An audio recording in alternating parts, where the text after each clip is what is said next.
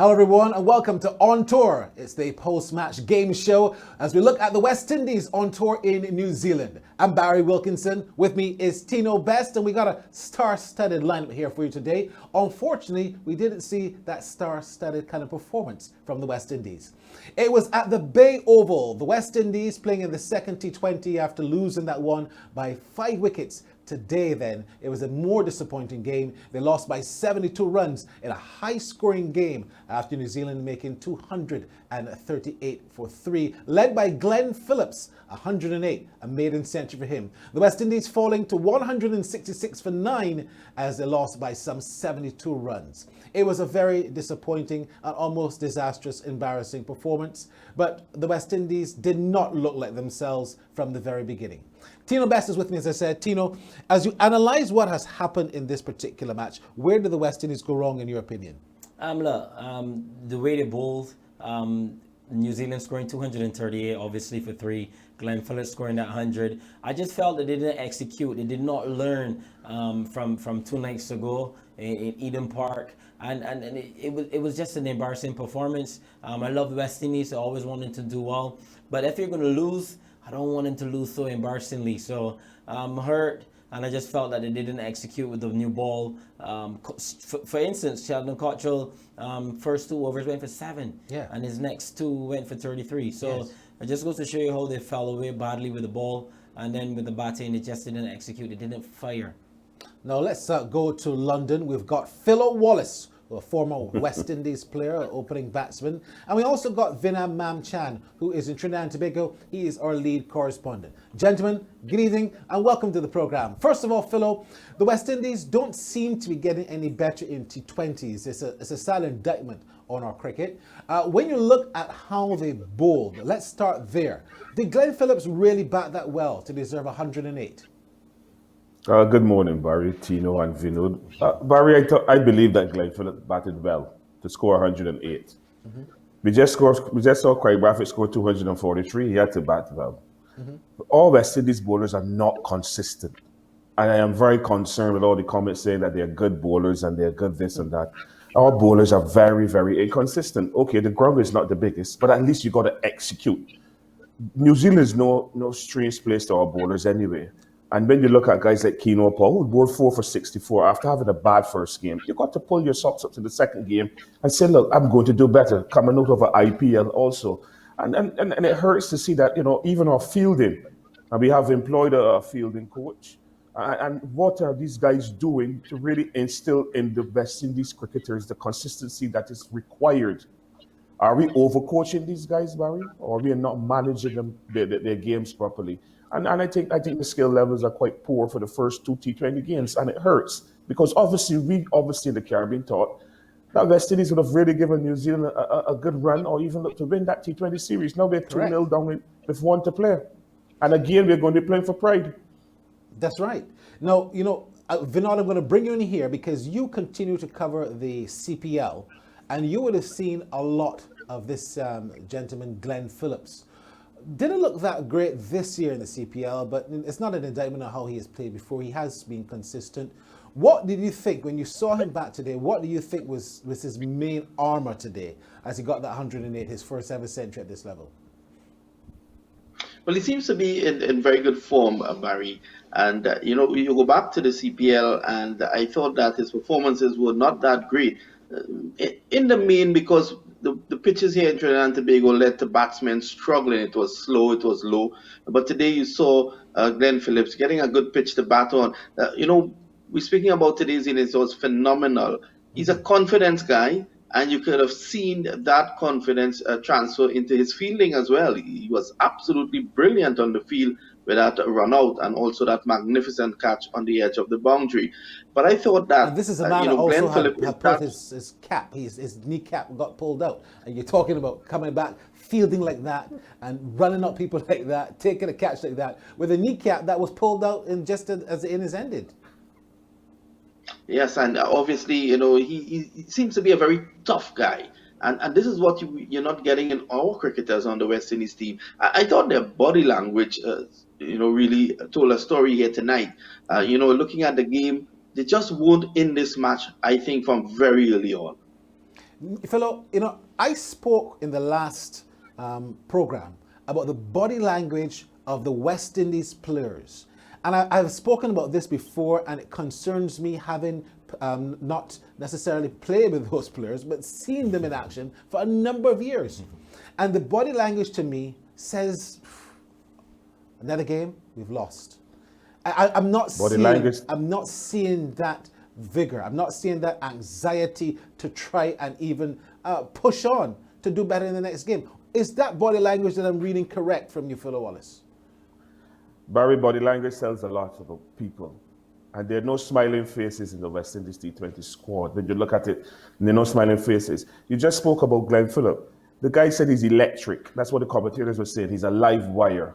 And that is what is missing from West Indies T20 squad, that live wire. Who is the person that brings the energy to the team? We're not certain who that person is. And I think that Captain Pollard has a task on his hand now to try and obviously regroup and look to do better in that final T20 game. A lot is on his shoulders, but they need to find the energy. They need to find the purpose of being in New Zealand for 3 T20 games to come up in the final game trumps and look to come home with some kind of pride and maybe 2-1 defeat rather than 3-0 defeat. Because we're defending champions of a T20 World Cup. Yeah. And we are ranked 9th in the world. So we need to start winning T20 games to get confidence going into that World Cup hopefully next year in India. So there's a lot that needs to happen between now and next year for the World Cup for West Indies T20 squad to really get the support and backing that they deserve. But they need to start winning. Need to see the energy coming out from the cricketers. They've been in a bubble and they've been pampered. They've given everything, Barry.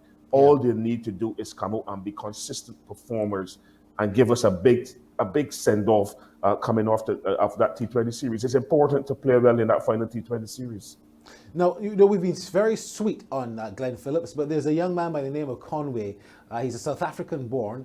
I think he just qualified actually to play for New Zealand. We're seeing a level of consistency from him that I understand will get him into the Test series. He made 65 not out today, and that partnership, 189, is what really put the nail in the coffin for the West Indies. How good is Conway, and where did the West Indies bowl to him that obviously was his strength, Tino Best? To be honest, we don't have a bowler that's as fast as Lockie Ferguson. And, Conway batted beautifully.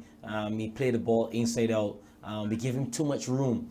And I didn't see that aggression. I always believe that even though it's a T20 game, you still got to bowl aggressively at these New Zealand players. And we did not have that fight. We didn't have that energy. And it showed in our bowling.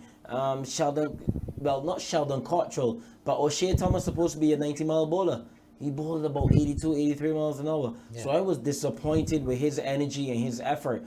He looks a bit big. He doesn't look fit. He doesn't look sharp. And that is something that the strength and conditioning coach got to get into. To these young players said that you got to look the part. The only way you can bowl quick is if you're fit. And he didn't look fit. Sheldon Cottrell has bowled decent enough coming from the IPL. He had some good performances down there, but we didn't execute at all. And Conway showed his class. Obviously coming from South Africa and playing on those good bouncy pitches, he just batted beautifully. And this is 2 back-to-back 50s, am I right? Yeah. And he looks sharp, and that is going to give him the momentum to go into this Test series against our Test squad and get some good runs. No, Vinod, I want to ask you about the captaincy of Kieron Pollard. Now, Kieron Pollard, there was one change in the team. Keswick Williams, who bowled very poorly in the very first T20, he was dropped. In came Kyle Mears, the all-rounder from Barbados, and he was only given one over that went for 10 runs. He batted at number 4. We'll talk about that a bit later on. Let's talk about the bowling. Were you happy with how Kieron Pollard led his troops in the field today, and also how he rotated the bowlers? I think 7 persons were rotated, and Kyle Mears, who opened the bowling, only had 1 over for 10 runs. Well, it's a bit puzzling, though. I thought that Kyle Mears could have been probably given another over, because you look at 1 over for 10, and one of the deliveries actually went through the legs of Sheldon Cottrell for 4. And I thought he should have been given another over. I couldn't understand, bringing him in. We all know that Kyle Mears swings the ball a lot.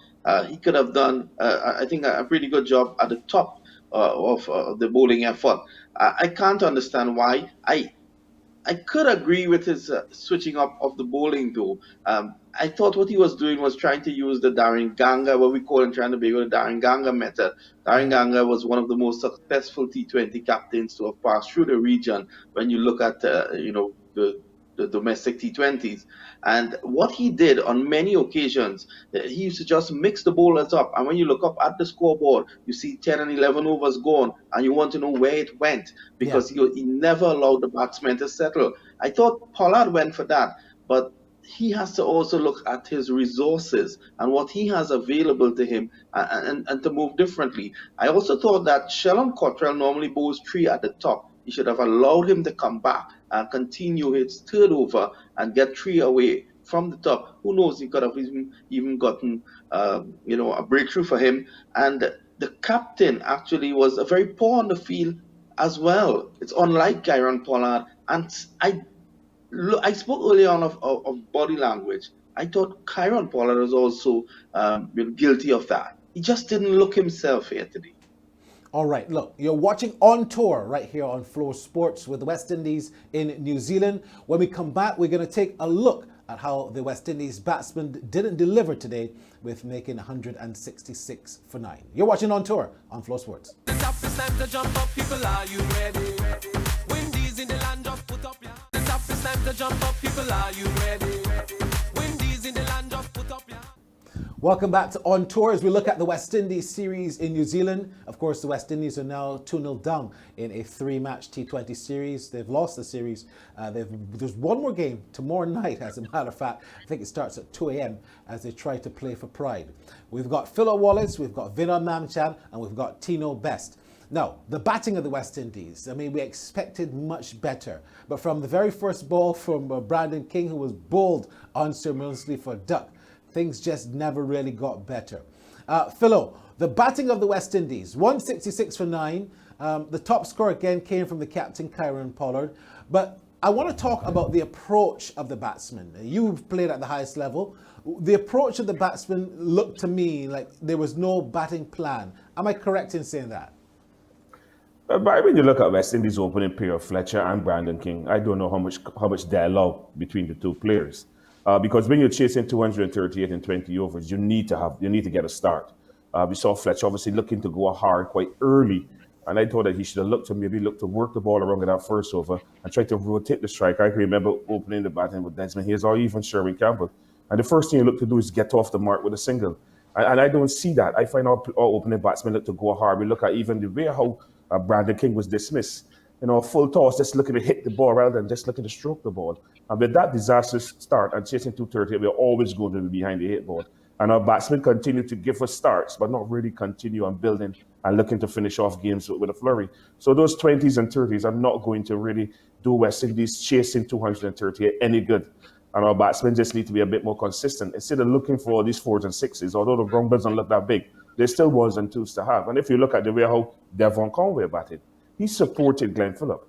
And that is what we need in our cricket, good common sense batting. If one man is going, the other fellow just work the ball around and he will get in and get runs as well. But we're not seeing the partnerships that I expected when you're chasing such a big total of 238 for victory. I want to ask you something, Tino, about Kyle Mears, batting at number 4, his first match. But did he bat in the right position? I don't think so. I honestly believe that Nicholas Pooran should have gone at number 4. He is an IPL player. He is one of our more talented players. I thought that Kyle Mears should have at least batted at maybe 6, try to finish the innings. So I don't think that it was fair on him to go in at number 4 in his first game and chasing such a big total. Do you agree with that, Vinod Mamchan? Yes, I want to agree with that. I think that players, we keep speaking of the talent of Nicholas Pooran and these guys, Sharon and Hetmeyer, they need to go early. And they are your big players. They are your big name players. And you're chasing a big total. They should be given the opportunity to go early and really take the fight to the New Zealanders.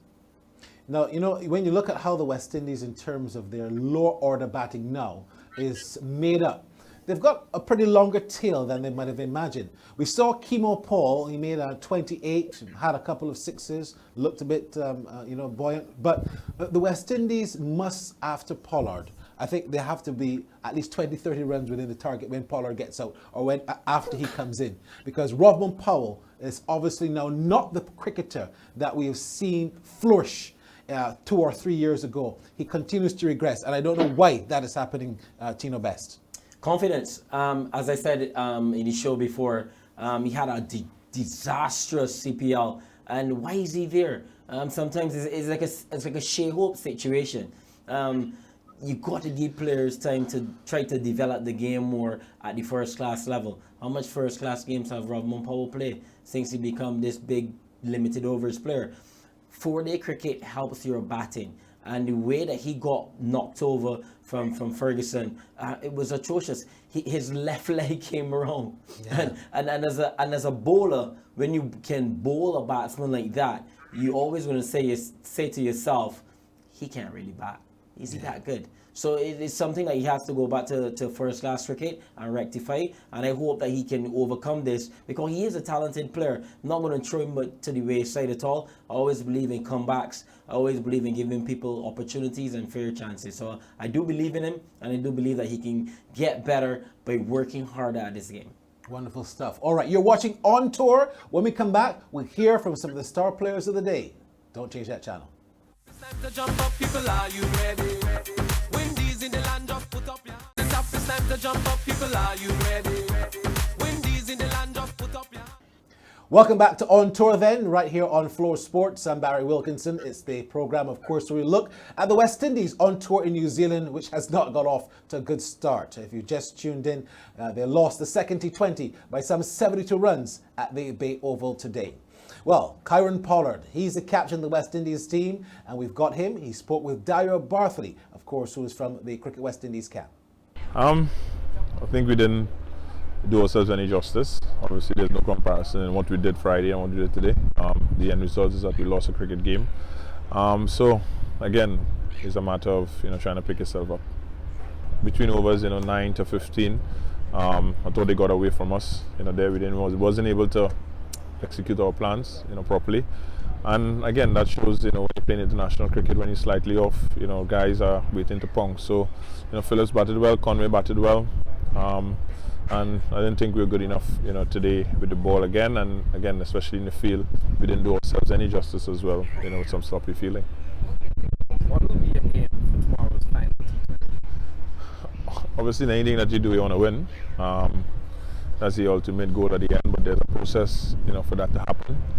And again, we need to have proper conversations. There's nothing we can do physically, there's nothing we can do technically at this point in time. It's a quick turnaround. So again, guys just have to, look from it from a mental perspective and see what they want to get out of it, personally as well. As a team, we like to get a win. And again, there's always, personal pride, at stake. So again, let's see sort of mental space that we come in and what sort of performance we decide to bring. Thank you so much. We really wish Kieron Pollard much better in the final T20, which ironically is tomorrow morning at 2 a.m. on Flow Sports. Now, Glenn Phillips, he batted magnificently. You can't take anything away from that. His maiden century, 108. How did he feel about his knock? Oh, it was absolutely brilliant. I mean, Dev's an absolutely amazing player to play with. He keeps you calm under pressure, and to be a part of a partnership that big is just unbelievable. So it was a lot of fun. I've got to ask you about the kneecap. It went again. How's it doing? Yeah, it's doing all right as long as I keep it in straight lines. It didn't go quite as badly as the first time. I felt it, and Tommy told me to straighten it out if it goes again. So that helped a lot. Well, thank you very much, and we have to say congratulations there to the big Taloa for that innings of 108. Now, let's wrap up by talking first of all about tomorrow, final match. Any changes for you, Tino Best? Yeah, I will bring in Romario Shepherd for sure for Kemo Paul. He's bowled real disappointing in these 2 games. And just give the young man Shepherd a big go, give him that confidence that he need. And I remember, Barry, we're defending world champions, and this is embarrassing for West Indies cricket in terms of preparation as well. So I just wish the guys all the best in the final T20. Hope that they can hit their straps and the bowlers can execute. So I believe in this squad, believe in these players that are in New Zealand, and I just wish them all the best. Philo, when you look at tomorrow's game, it's a dead rubber in terms of how the West Indies can try and win, at least not get whitewashed. Any changes for you, and what would you do differently, even if they keep the same team? Well, Barry, I would like to see Romario Shepherd get a game. Obviously, Kimo Paul has been very disappointed. He's been low on confidence. And I would like to see O'Shane Thomas and Cotterill open the new ball, share that new ball, and really run in and bowl with heart. I don't think they can tinker too much with the batting. I would just like to Pooran and Hetmar to really come up trumps and ease some of the pressure off the captain. And I hope that Kyle will get a decent run out again in the final T20. But we need to win that final T20, Barry. It is very, very important to at least that T20 squad to come out to New Zealand saying, well, look, we've lost 2-1 and we are looking to go forward into the new year with a win under our belt. So it's very important for Pollard and the guys to really look to do well in the final T20 and bring back some pride to the Caribbean region. Very well said, Phil Wallace. Vinod Mamchan, Kyron Pollard tomorrow, his final game. I know he's a very competitive character. You know him very well. What he's going to be thinking going into that final T20, and do you anticipate that he will want to make any changes? Definitely, I think there should be changes. I think that Kimo Paul should be out and Romario Shepherd should be coming in. I think they should also find place for Hayden Walsh. Give him a game and to think about what Pollard may be thinking. Hayden Walsh, I was saying, get Hayden Walsh in there as well. Mm-hmm.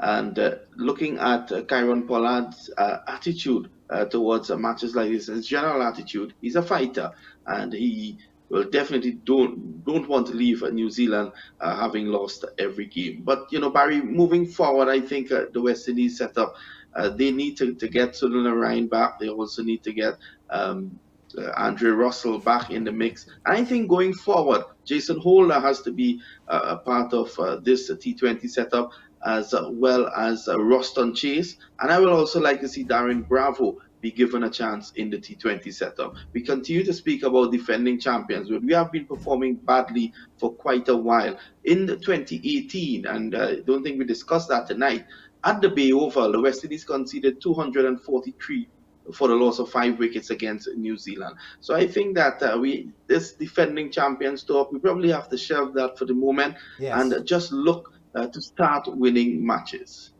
Fantastic. Well said, gentlemen. I want to thank you, Tino Best, of course, Phil Wallace and Vinod Mamchan. We're going to be back here tomorrow, same time, same channel. The West Indies play their final T20 and we'll be on tour to give you all of the updates, highlights and analysis. I'm Barry Wilkinson on behalf of all the guys here. Bye-bye for now.